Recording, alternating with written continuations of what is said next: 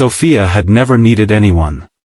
At 27, she ran a company most executives twice her age couldn't manage, made decisions that moved markets, and slept exactly 6 hours every night without a single regret. She did not flinch.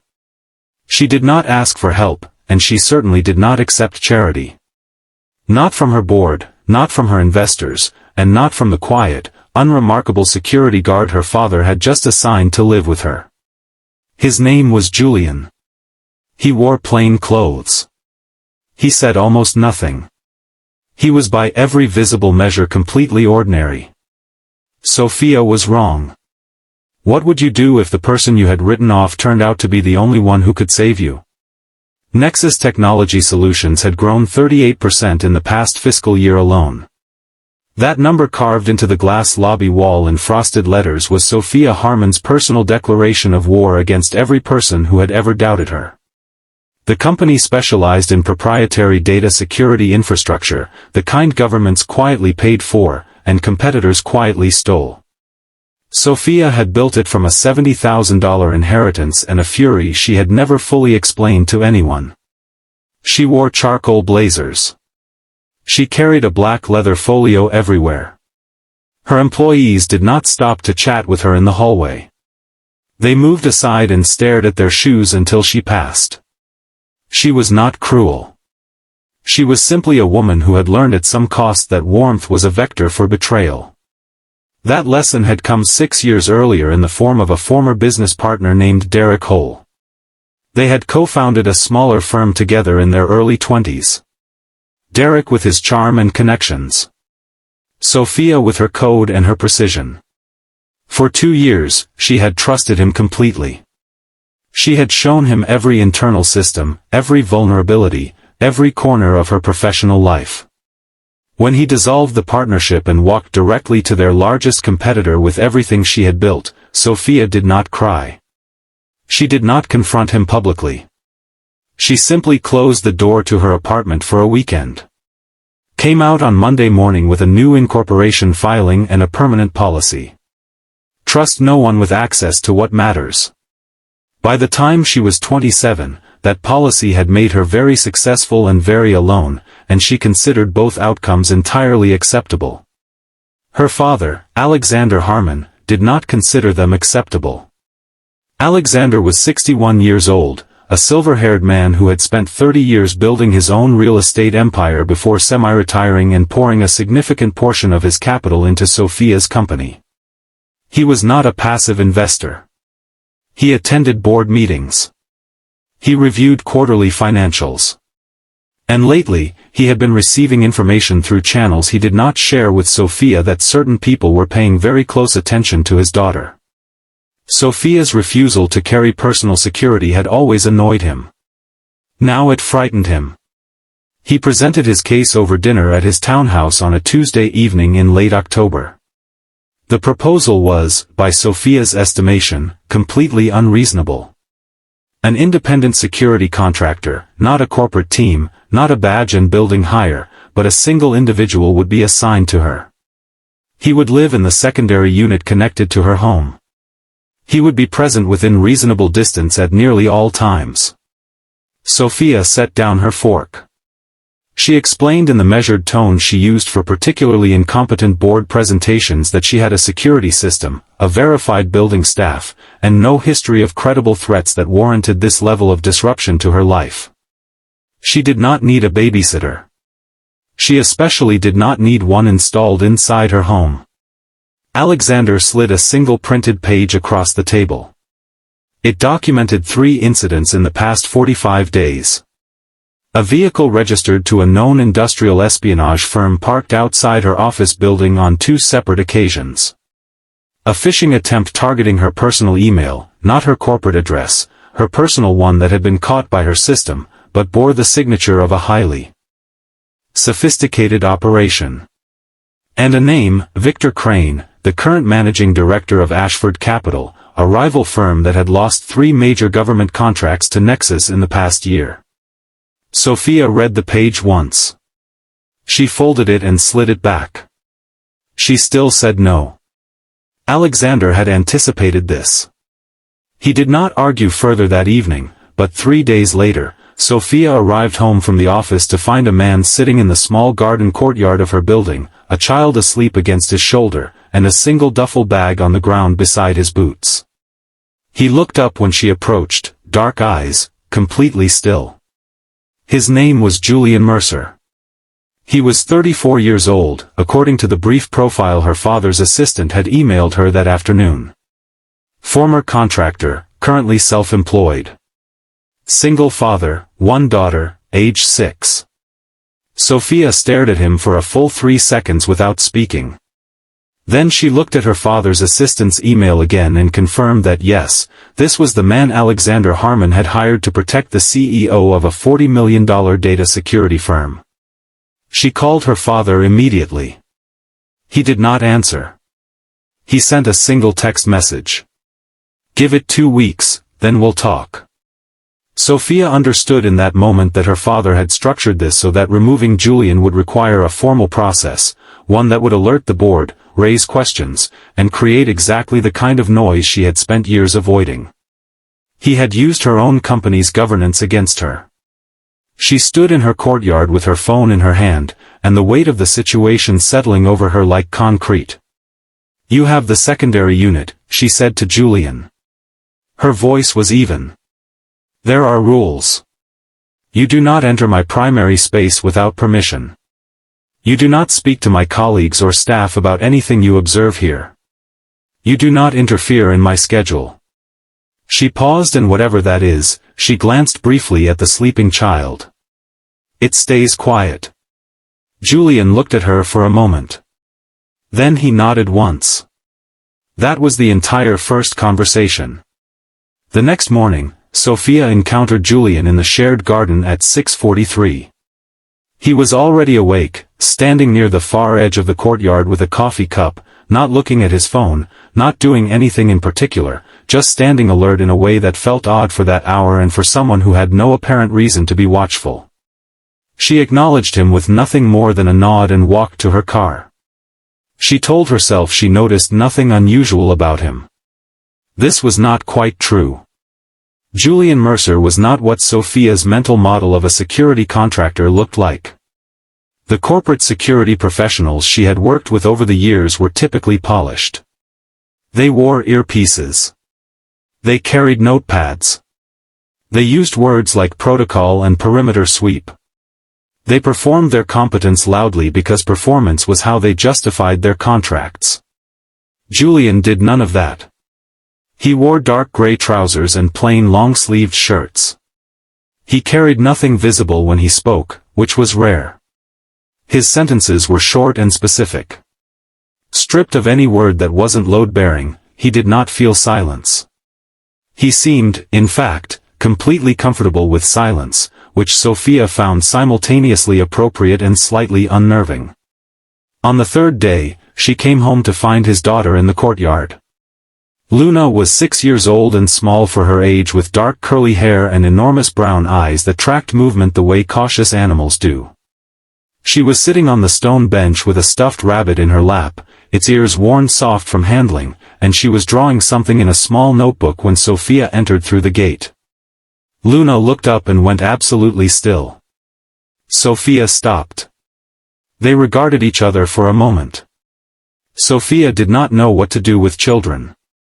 They operated outside her areas of competence.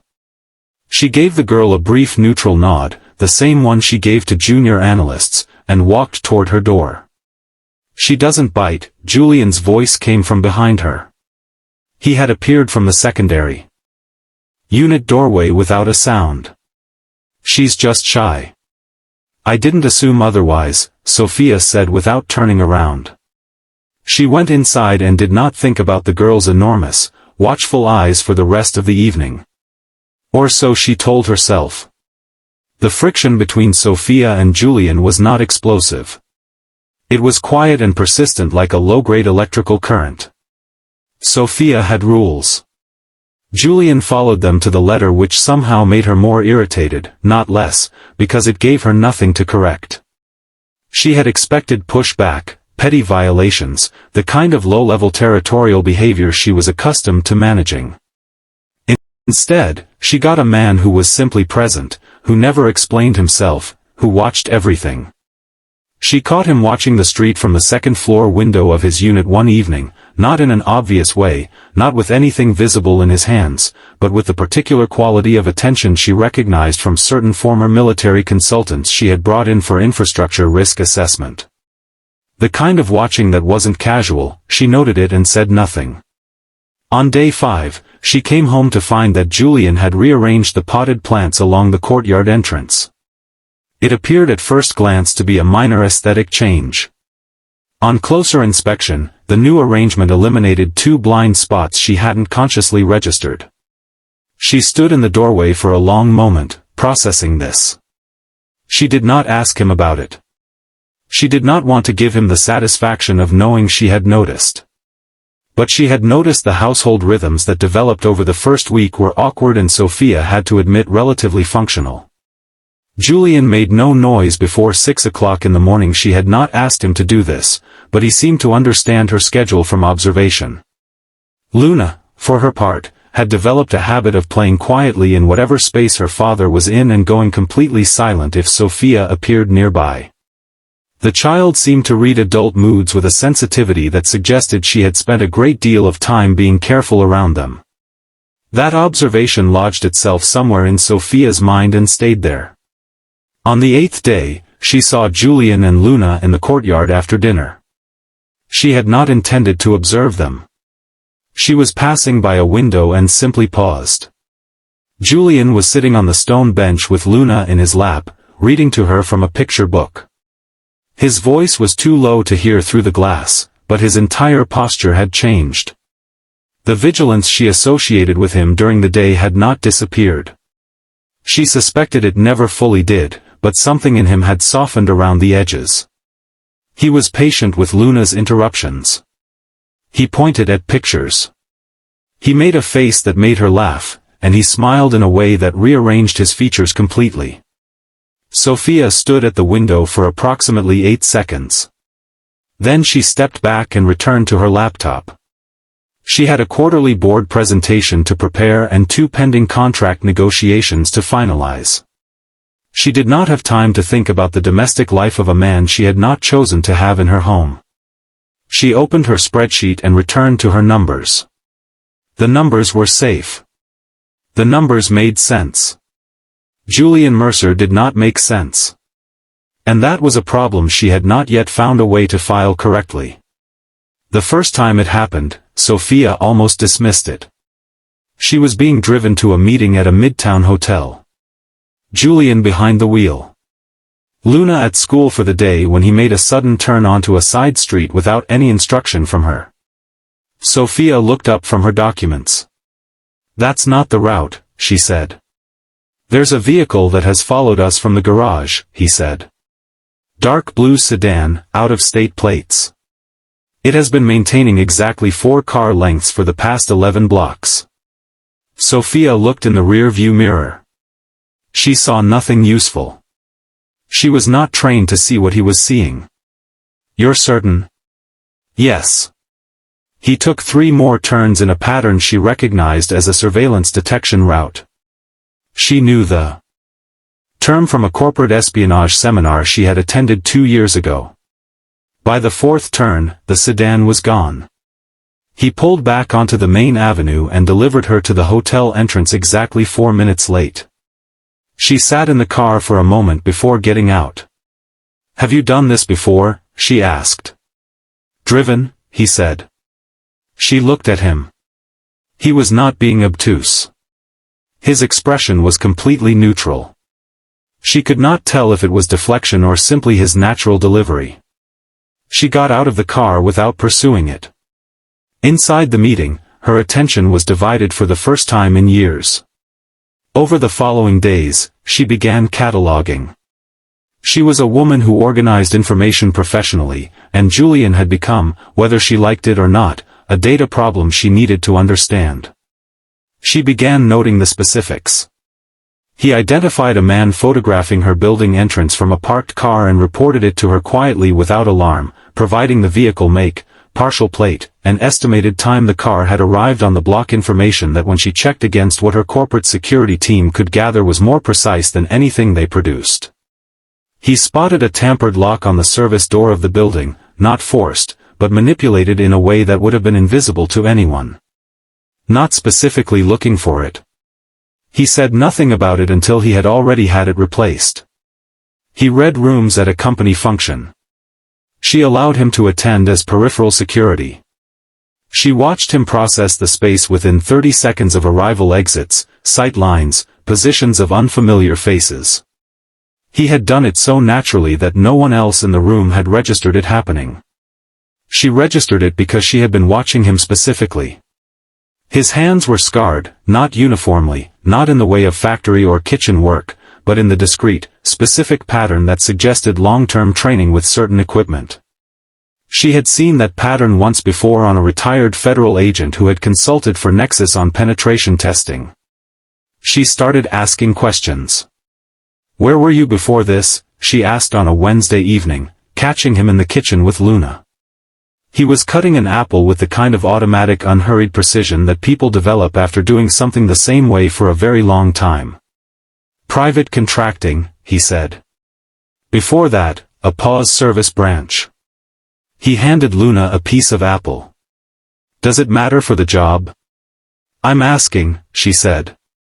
He turned slightly toward her. "Not defensive, measured." "Army," he said long time ago. She waited. He said nothing further. Luna accepted the apple slice and returned to her drawing without looking up. That evening, Sophia ran his name through the professional background check service Nexus used for executive hires, Julian Mercer. The results were sparse in a specific way. He had a valid social security record, a driver's license, a brief employment history with 2 private security firms, 1 domestic, 1 with offices in 3 countries, and then nothing. The employment history stopped 5 years ago. Before that, the record was thin and oddly generic. The kind of thin that does not come from a person who simply didn't do very much, but from a person whose history had been carefully managed. She had seen this before once in the file of a defense contractor who had done covert work for a government agency and whose civilian identity had been partially constructed for operational purposes. She did not sleep well that night. The following afternoon, she was working in the living area when she heard a sound from the courtyard that was not right. A scrape, a specific weight distribution on the stone path that she could not have articulated, but that her body registered before her mind did. She was already turning when Julian came through the door, positioned himself between her and the window, and said, "Inside." Now, it took 40 seconds. A man she had never seen before passed the courtyard entrance, paused, and continued. Julian watched until the street was clear. Then he stepped back. And said, "Someone doing reconnaissance. He has been passed once before, different clothes." Sophia's heart was beating faster than she wanted it to. "How did you know I was in danger?" "I didn't know you were in danger," he said. "I knew someone was gathering information. Those aren't always the same thing, but I'd rather treat them the same way." There was a pause. "Who are you?" she asked. She kept her voice even, but something in the question had moved below her professional register into something more direct than she was accustomed to being. Julian looked at her for a long moment. "Someone doing a job," he said. He went back to the courtyard. Sophia stood in the center of her living room, a woman who controlled $40 million of infrastructure and a team of 217 people, and realized for the first time in years that she was in a situation she did not fully understand. Julian was not who his file said he was. He was also demonstrably protecting her with a level of skill that her father's money hadn't simply purchased at a standard security firm. The question was why someone with that level of training was living in a secondary unit off a garden courtyard reading picture books to a 6-year-old and calling it private contracting. She did not have an answer. That bothered her more than almost anything else. The breach happened on a Thursday. Sophia's chief technology officer, a meticulous woman named Dana Fowler, flagged it at 9:40 in the morning. An internal access log showing a data query on the government contract specifications, the ones related to Nexus's highest-level infrastructure client run from credentials belonging to a mid-level senior engineer named Patrick Ellison. The query had happened at 2:14 in the morning when Patrick Ellison was, according to his building access records, not in the office. Sophia was in the conference room with Dana and their head of internal security within 12 minutes of the notification. She did not raise her voice. She did not express panic. She identified the scope of the potential leak, issued a credential lockdown on the affected systems and directed Dana to isolate the compromised network segment before anyone outside that room had time to understand what was happening. She was very good in a crisis. What she could not fully contain was the scale of the implication. If someone had Patrick's credentials and remote access to the internal system, they had either compromised the network perimeter or they had help from inside. Patrick Ellison had been with Nexus for 3 years.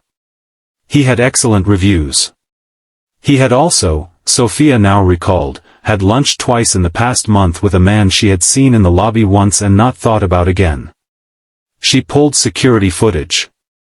The man's face was familiar in an abstract way.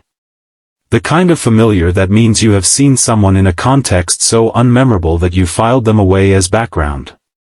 She sent the image to Julian. His response came in under 4 minutes.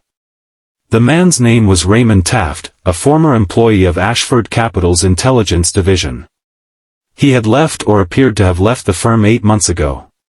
Julian included the information with no explanation of how he had obtained it. Sophia stared at the message for a long moment. She did not ask. Victor Crane was making his move. She had known this was coming. The documentation her father had shown her, the vehicle sightings, the phishing attempt, but she had been managing it at the intelligence level, treating it as corporate espionage she could contain through countermeasures and legal channels. What the breach told her was